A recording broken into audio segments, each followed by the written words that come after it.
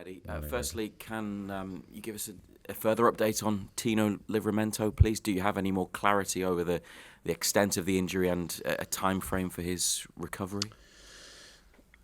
We don't actually. It's a difficult one because there's quite a bit of information on Tino. We're waiting to sort of get full clarification. We're hoping it's not serious at all and he can resume training quite quickly. But before sort of confirming that, we want to be sure we're right. So, I haven't got clarity on that, but hopefully it's good news. You've been without a few other players, mostly defenders, but also goalkeeper Nick Pope. Is there a chance that Nick Pope is back in the squad for Man United? There's a chance. I'd say he hasn't trained yet. We hope that he might train today. So let's see how he does. And among those defenders is Sven Botman, who I think it was a couple of weeks ago you told us had an injection in his back. How has he responded to that, and is he near to making a matchday squad? Yeah, Sven would be in the category of a group of players that's doing well. And again, we hope to get him back pretty soon. When that day is, I'm not 100% sure. Again, he hasn't trained with the group yet. But potentially good news. I don't think it's too far away. It's interesting that we're approaching Christmas and you've been in such a busy period, but you've actually got now the longest break between matches that you've had, with the exception of international weeks, since August. Is that a nice thing to have? I think it's 5 days without playing in between Chelsea and Manchester United, a luxury that you haven't really had all season. Yeah, strange feeling actually for us because we've just got in that rhythm of playing and very quickly turning that around and preparing another game almost straight away. So it's been nice to have a couple of days without that intense feeling that you always have when you're playing. Giving the players a chance just to come down from what is always a high from playing, the adrenaline that goes with a match. So I think it's been a good time, but it's also an important time that we don't lose our rhythm that I feel we've generated since the last international break, bar one performance. I think it's been really positive. So, breaking games 5 days. The challenge today as we resume training is to pick up the rhythm again. And what's the plan for Christmas Day for you, staff, players? Will they be in training or will they get some time off, day off, or time with their families? Well, hopefully they get some time with their families, but we will be in training on Christmas Day, yeah. And on Manchester United, your opponents on Boxing Day, their Premier League performance is clearly a lot better than it was last season. They made some summer signings, but they're without a few players, I think, going into the game. Some at the Africa Cup of Nations, some possibly because of injuries. How do you assess them and the form that they are in? Yeah, I think statistically they're strong, a lot stronger than last year. So I think they've seen big improvement in their general performances, and I think that echoes sort of what you see with your eyes. They've been competitive, I think, and attacking-wise, they've got some big threats. So I think this will be a really good game, tough game for us. Good opportunity at Christmas to enjoy, the feeling and the magnitude of these games. I think it's a great thing. I think the atmosphere will be special. So, looking forward to the challenge. But having played them previously, I think we expect a slightly different Manchester United. Thanks, Reza. Andy? Come on, Eddie. We'll start with that age-old trend, I suppose, of kind of losing leads at the minute. What are you doing about that, and how frustrated are you personally with that? Because the performance, as we all could see, was their first 45 minutes at the weekend, and then to do it again must be entirely frustrating for you. Yeah, it is. It's something that we're working continually on. I think you work on all aspects of your game. I don't think you can necessarily prepare for... No, you can. You can do stuff for the sort of the game management stuff, but the general trend of football coaching doesn't change regardless of time. So it's defending set plays, it's defending the ability to defend your box, defending crosses, whatever the angle is. Now they scored a free kick from range, which we're a little bit disappointed with some of the details there, that we could have done better from the actual free kick. And then the second goal from sort of goalkeeper's kick, I think we've made a couple of errors again, which could have prevented it. So they're the things we have to focus on. The timing of the goals is irrelevant, really. It's more how they're constructed. Nick said to us after the game that he was happy that he could repay the fans for their support after his own goal against Sunderland with those 2 goals. What do you think that says about Nick's character and how well he's connected with the Newcastle fans so far? Yeah, I think you can see that when he scores. I think he's got a really good connection. You can see the crowd are really happy for him, and he's happy to embrace the celebrations with the crowd. So it was his best performance for the team, I thought, on Saturday. I thought he played really well, especially in the first half. I thought you saw his qualities returning for the team, really, in the sense that his linking play, he was dropping slightly lower on the pitch. He helped us build the ball through the thirds of the pitch. But most importantly, when the ball arrived in the box, he was there. The second goal in particular, I think, is an unbelievable finish. And he'd probably be frustrated because the easier one, just on half time, that he didn't convert would have been a great moment for him. So, but overall, a really strong performance. I think he helped the team athletically as well. So I was really happy with him. Just on another player, Jacob Ramsey, how close do you think we are to seeing the best of Jacob Ramsey? Because from the outside looking in, it looks like his performances are just stepping up every game that he's given. Yeah, I'd agree with that. I think that was his best game for us, I felt, against Chelsea. Athletically, very, very good.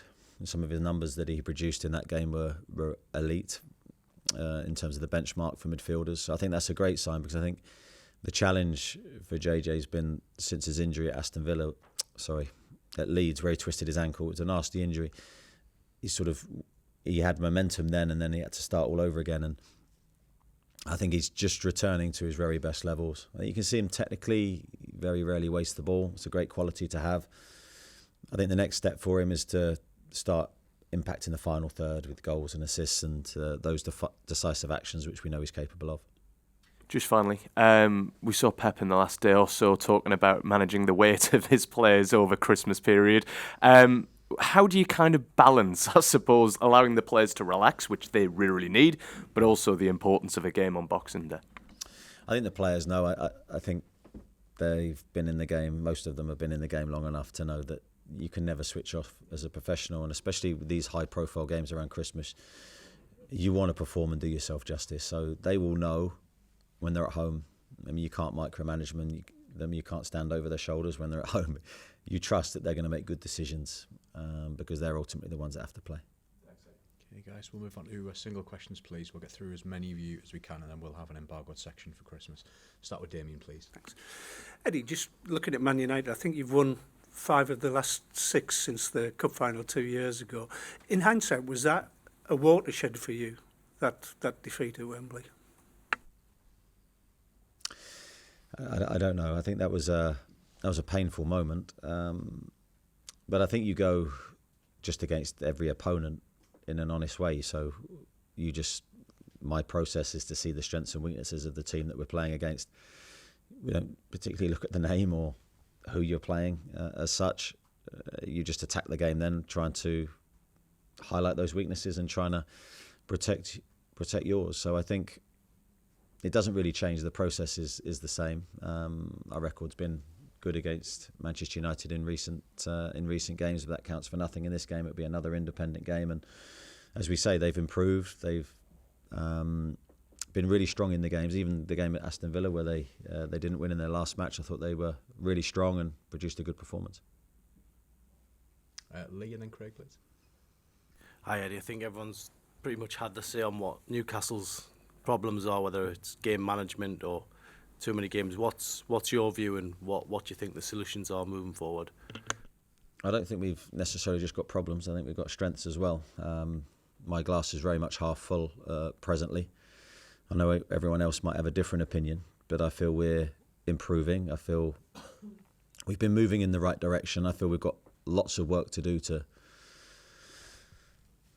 be the team that we ultimately want to be, and that's consistently winning, and that's what's eluded us this season, the ability to put sort of winning runs together, which I think is the defining thing we need to do. But I was really happy with the performance against Chelsea for the majority of the game. So I think we're going to have to work on the training pitch for the limited time that we get this season, and keep looking to improve defensively and of course keep looking at our chance creation. I think the positive from Chelsea was that's the best we've looked in front of goal in terms of chances and big chances especially, we looked a real threat. Craig? Morning, Eddie. One, just quickly, have you contacted the PGMOL or had any communication with them since Saturday with regard to some of the decisions, in particular the non-penalty award for Anthony? Yeah, we will be seeking clarification, and I think that call's already gone in, not from me personally, but from the club. And yeah, we just want to know the thought process behind the decisions. And if that is, they come back, and if that is deemed a legal challenge, do you have to train your players in a different way? Do you have to say to your guys, listen, you can be more aggressive than perhaps you thought? I think it's a dangerous thing. I don't know if we can train them to. I wouldn't want to train them to deliver that kind of challenge in the box, because I think you're going to pose or give the referee a decision to make. And I think one of the arts of defending is not to put yourself in that position. I thought, and I still do, it was a clear penalty, having reviewed it. I've not changed my mind. But it wasn't given, and for me, my time is best spent moving forward rather than backwards. Okay, Chris, Louise and Ian, please. Morning, Eddie. Just a little more than a week until the January transfer window opens. Have you had those conversations yet about what to expect, and what do you anticipate happening next month in terms of potential business? Yes, I think it's going to be a consistently moving thing for us. I've had brief discussions, and I wouldn't say detailed at this moment, because we don't really know how we're going to look injury-wise as we turn the year. We've got a group of players that we anticipate will be very close to coming back around that time, so that will obviously impact, if they do come back, our business, and if they don't come back, that could potentially impact what we do. So keeping very much an open mind at this stage. Louise? Hi, Eddie. Are you worried, sort of, when you're kind of trying to protect leads, that sometimes, I mean, it's very entertaining to watch, but there's loads of chaos and anarchy, and do you think that maybe the solution is getting better passing and ball control, because you kind of got this full-on top speed, high intensity, and then perhaps too slow, as at Sunderland, is sort of a medium way, and getting better ball control the solution?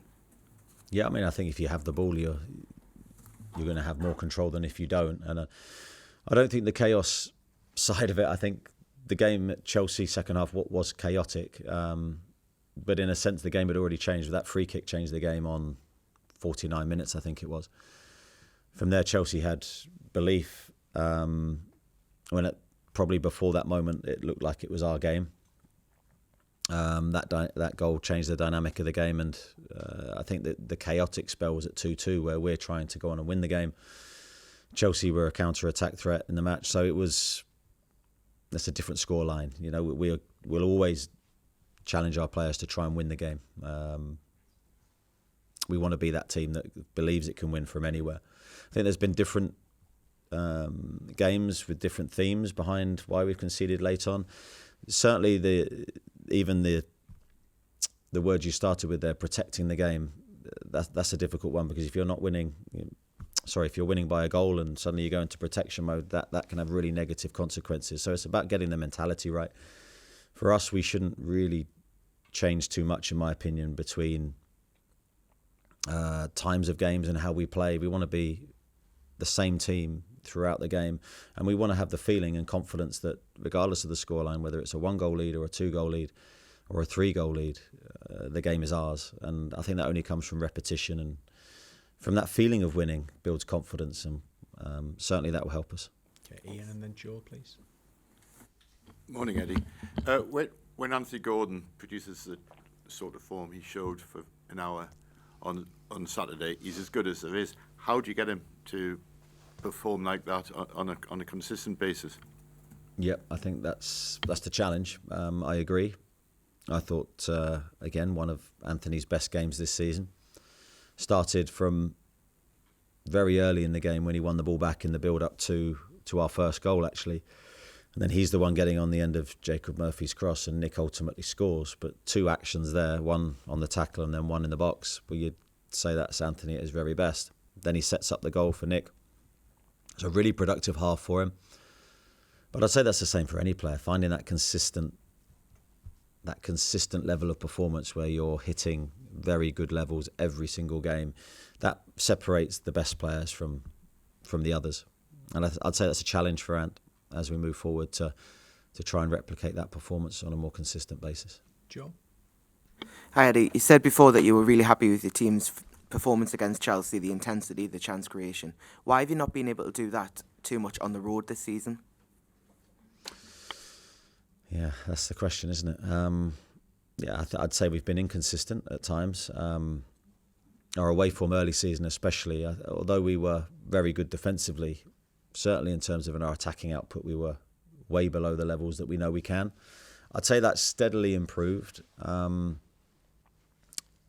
You go back to the Everton game, which wasn't so long ago, where we scored 4 goals, but we looked a real threat in the game. We put together there a really good performance. Of course, the Sunderland game's a real dip in our recent games. 1 game in 7, where for me we haven't performed at all. So the challenge is to hit those levels that we know we're capable of, home and away. I believe we can do it, and I believe the confidence is returning internally that we can do it. Now we have to show it. Jordan. Tired. Did Lewis Hall come through against Chelsea okay, and could we see Joe Linton against Manchester United?